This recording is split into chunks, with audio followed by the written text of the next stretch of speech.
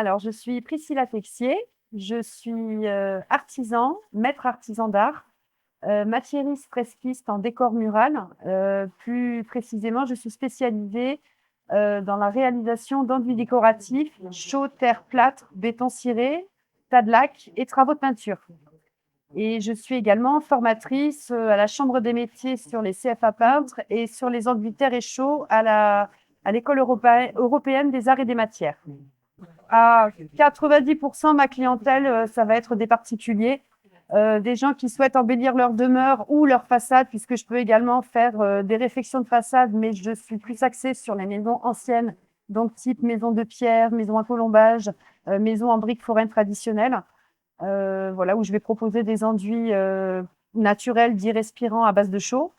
Si le besoin se fait en chaux, sinon ça peut être en terre. En tout cas, j'adapte mes compétences en fonction des besoins du support et de la demande des clients pour que ça soit en corrélation entre les deux. On trouve un juste milieu. En vue intérieure et extérieure, voilà. Et je propose du relooking sur des meubles, sur des réflexions intérieures de pièces, puisque comme je suis coloriste, je suis amenée à proposer aussi les meilleurs choix colorés pour les pièces par rapport à la lumière, la disposition des meubles, l'agencement de la pièce, tout simplement. Les tendances actuelles au niveau des couleurs, au niveau de l'intérieur, on va plus être axé sur des couleurs dites nude naturelles, des pastels, ou des verts et des bleus, mais très soft, avec des contrastes. Ça peut être sur les boiseries, sur les portes, les encadrements ou sur un meuble ou ce genre de choses. Mais l'environnement va rester sur des couleurs dites naturelles, le lin, le crème, voilà, ce genre de choses.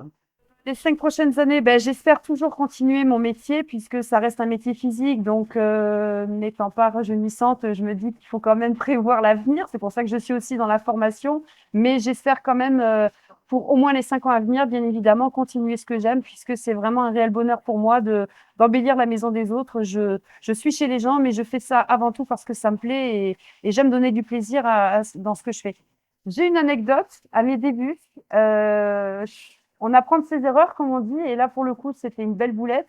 J'étais sur une façade, je devais monter du mortier dans une brouette sur un Manitou.